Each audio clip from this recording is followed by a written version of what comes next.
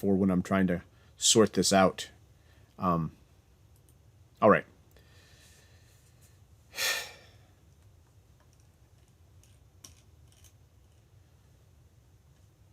We just reviewed a little bit of this, so I'm not going to review it too much. But I do want to start with talking about dictionaries. Somebody in the chat mentioned this, for example. We can set up a list, right? There we are. We can set up a list like this, right? And list option, I don't know why I've allowed a variable with 10 letters to stay in the lecture material all this time, considering I can't type 10 letters straight most of the time. But I did. And we can do something like this, right? And if you notice, this is an alternate way of specifying a dictionary. The things before the colons are the keys. So this has integer keys 0, 1, and 2. And the things after the colons are the values associated with those integer keys. So 0 is A, 1 is B, 2 is C. So we could declare a dictionary like this. Right? And the interesting thing is that although they look the same, or although they don't look the same, when we use them, we get exactly the same values. Right? Dictionary option sub 0 is A. List option sub 0 is A. B, etc. So these look an awful lot the same from the outside.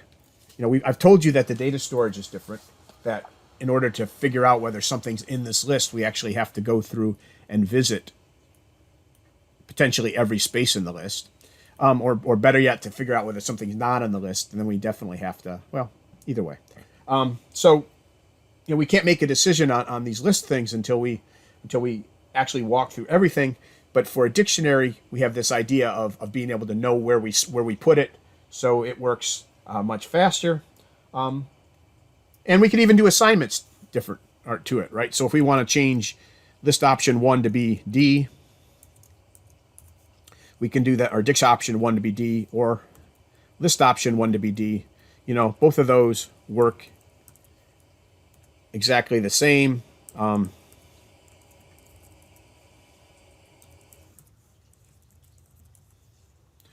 Right? The assignment looks exactly the same. The difference is that because the dictionary option is a hash, is essentially it's a dictionary with a hash on it. If we want to extend it, we can do something like dict option sub 10. Right? It's not storing things in sequential order. Equals, I don't know, F. Right? But we can't do that with the list, because the list only has the number of spaces it has, and if we try to assign beyond the length of the list, plus or minus 1,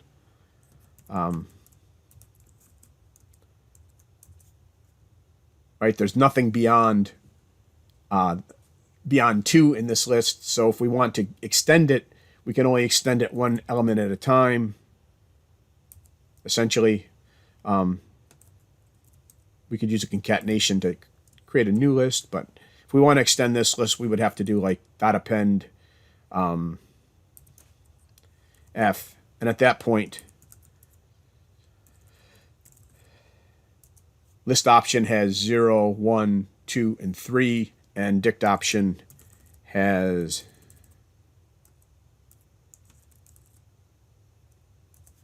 0, 1, 2, and 10. Okay, so that's one difference. Access, again, is going to be different. Testing for membership and accessing elements is going to be different. The list will always give you things. If we just cycle through the elements of the well, we don't have enough elements in there. Dict option is still in order, but the dictionary entries are not guaranteed to be in order. F will always be associated with 10 until we change it. But whether 10 comes out first or last is up in the air. It depends upon the hash table or how they get hashed into places.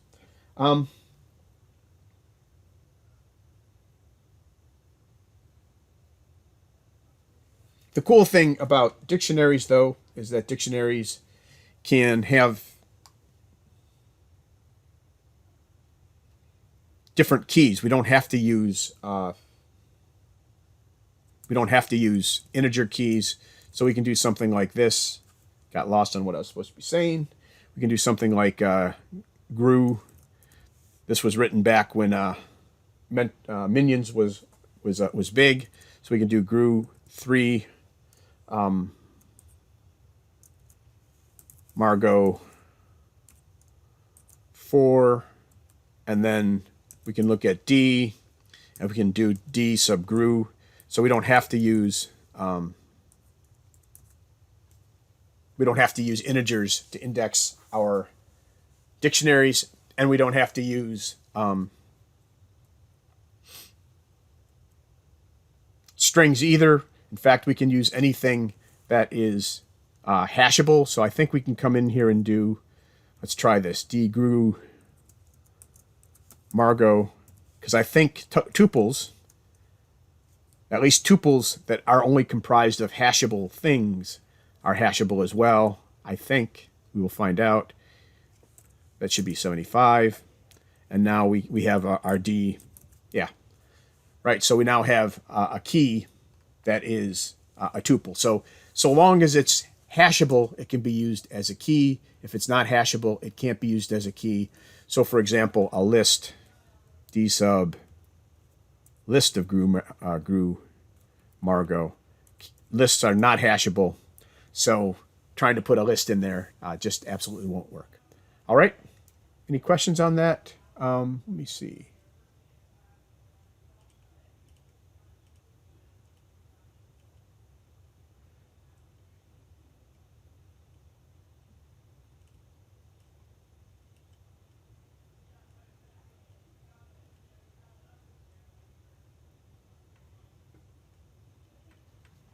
All right, that looks pretty good. If you're having problems, particularly on lecture exercises from the last lecture exercise, with things not stopping, that's probably because you did one of the goofs that I showed at the beginning of class. That's exactly what keeps your program from, what makes your program look like it's in an infinite loop, is something that runs for a very long amount of time. Somebody will kill it after a few seconds of CPU time. So on some of those problems, parsing through the IMDb file, if you're not using the operations correctly, if you're inadvertently converting to a list, your program won't end, at least in enough time, at least not fast enough for somebody to not kill it. All right.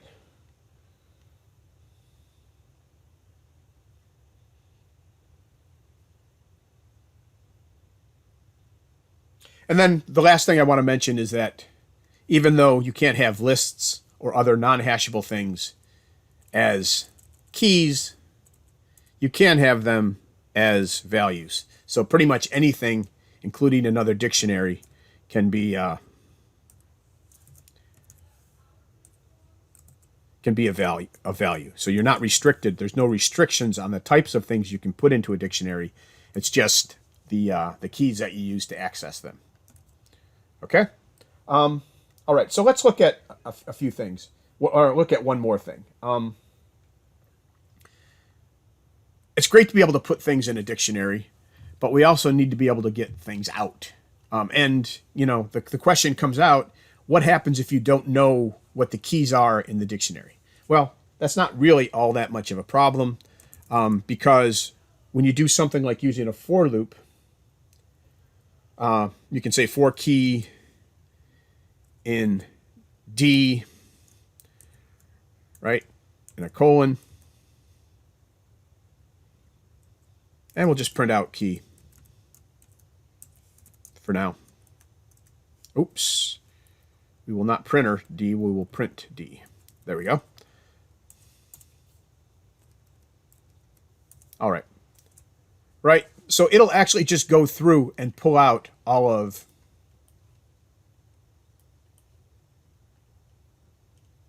the keys in D, GRU, Margot, the tuple GRU, Margot, and 75.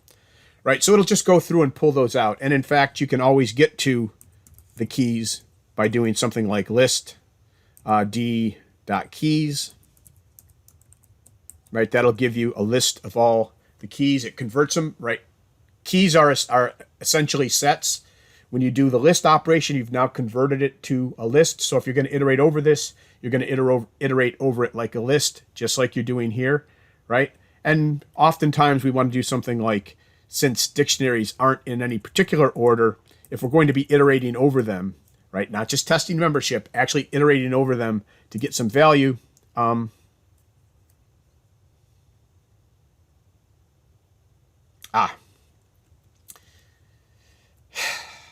right, that won't work because I have tuples and strings, and you can't sort things that are of different types. So I kind of messed up our example. So let me just go back in here, and we will get all the way back to our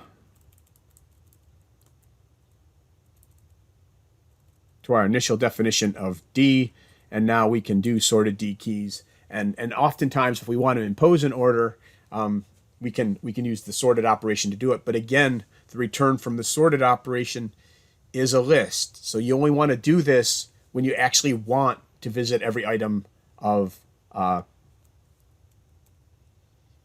the dictionary, possibly for, possibly because you're printing out at the end, right? So this is perfectly valid. But to say for key in sorted D,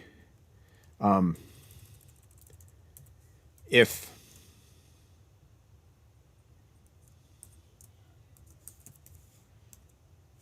Margot equals D sub key,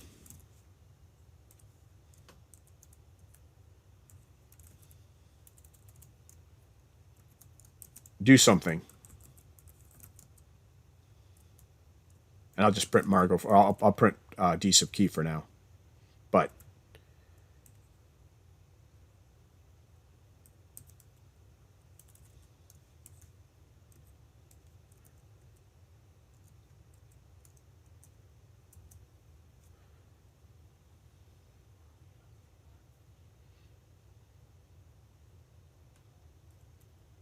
actually, it should. All right.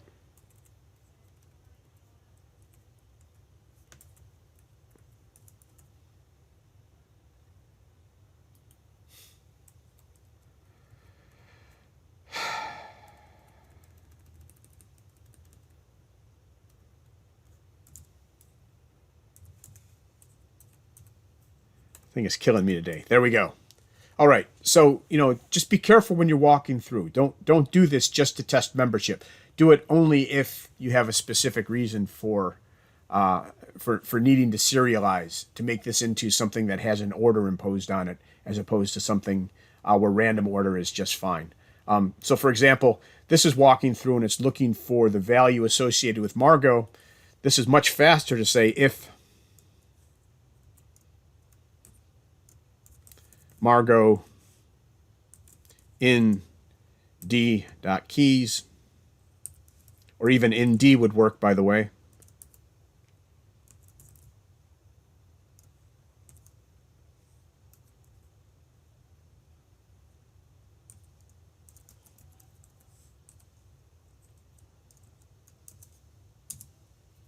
Right? You don't need a for loop to do this. You can do this test here. You don't have to serialize it.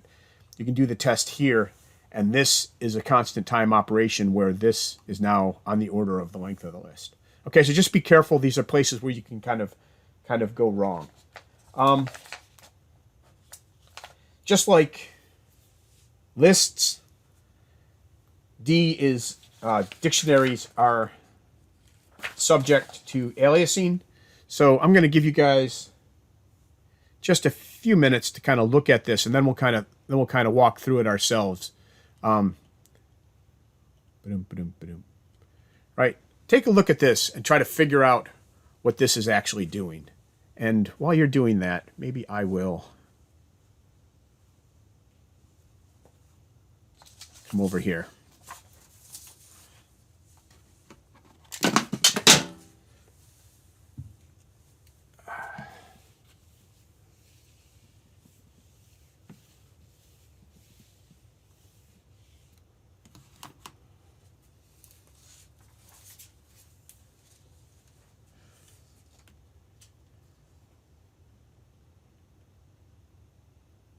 You guys seeing how to do this one?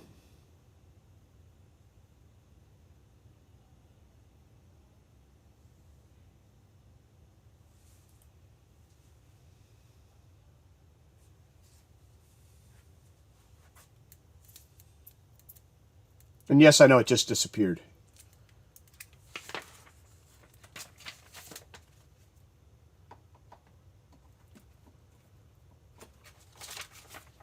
Let's take a look at how to parse through this code. There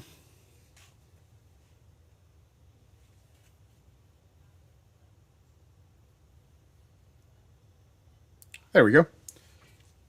Handy dandy notebook.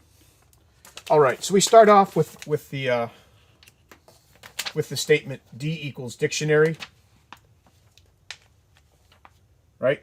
So that gives us D is an empty dictionary. And then we're going to say the next line is D sub 15 equals high. I don't know if you can, probably can't read this. But the next line is D sub 15 equals high. So after doing that, D would now look like D sub 15. Right? That's our key. Would have one member, would be high. We now have L is an empty set. So L is an empty set. And now this says L dot append D. Well, D is our dictionary. So just like with lists, when we assign a dictionary to something, what we actually do is there's a little pointer that points out into space, and we actually just reference the start of our D dictionary. Okay? So now we say D sub 20 equals by. Well, that extends this value, right? So now we have 20, and that equals by, B-Y-E.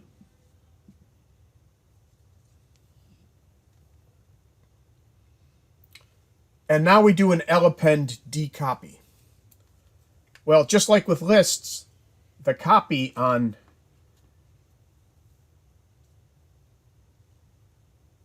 a dictionary creates, well, a copy. It creates another one of that thing.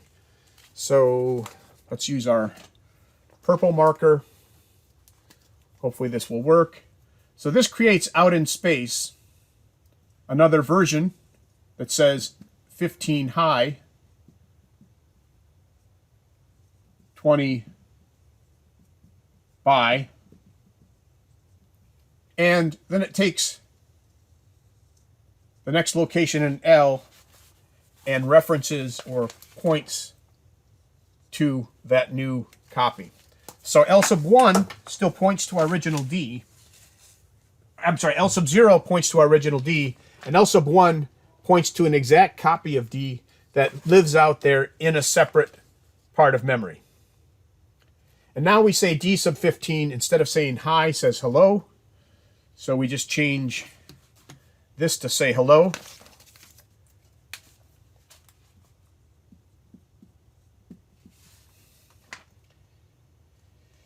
And now we delete D20, right? Del D20 says find the element with key 20 and remove it from the list. So that goes away.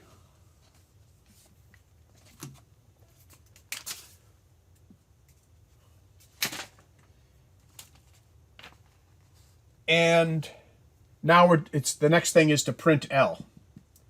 So what does L look like? Well, L is a set. The first member points to D. So the first member would be 15, hello.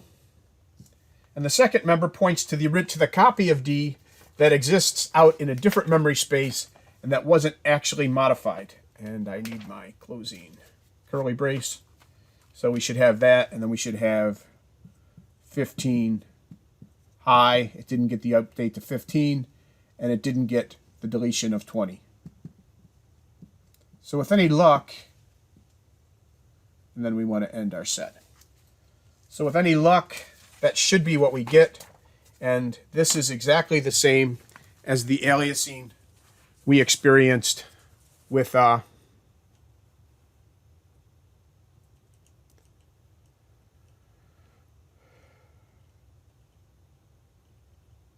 this should be exactly the same as we get when we run this in Spider. Maybe. We will find out.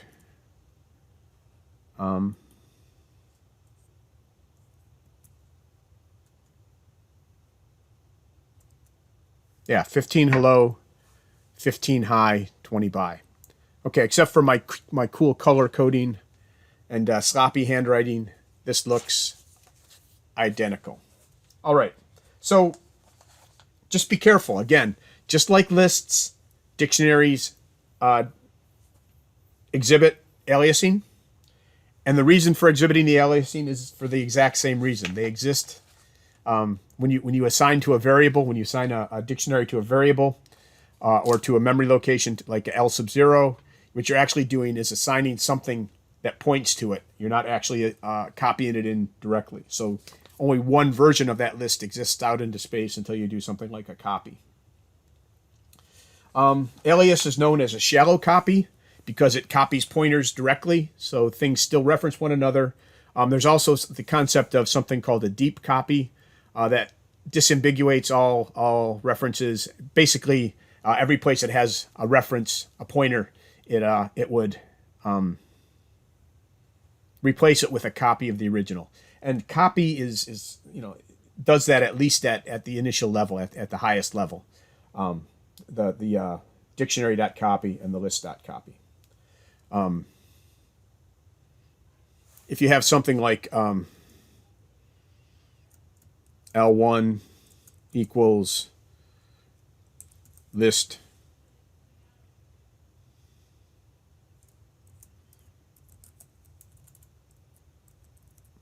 range 5, right? L1 will be 0 through 4.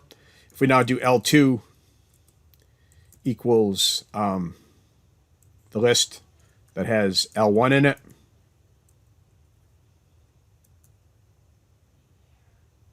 and we say L3 equals L2.copy,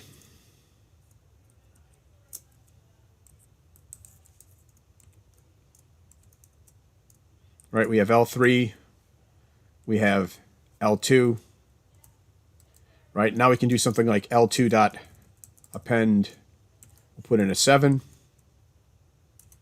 And what you'll find out is that that doesn't affect L3, I hope, right? L2 has the 7, but L3 doesn't. However, if we do L2 sub 0,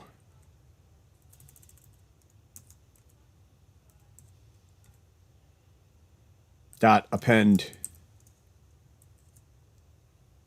5, right? L2, the 0th element now has a 5 in it.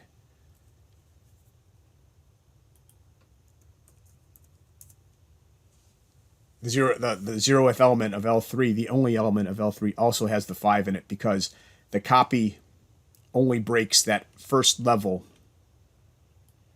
of aliasing. It didn't break the level of aliasing on the list L1. So just play with that a little bit. Take a look at it. I know this gets really confusing really quickly. Assignments between lists, sets, and dictionaries all involve aliasing or shallow copying. And like normal, the notes lie to you. I am not going to let you work on the first set of lecture exercises.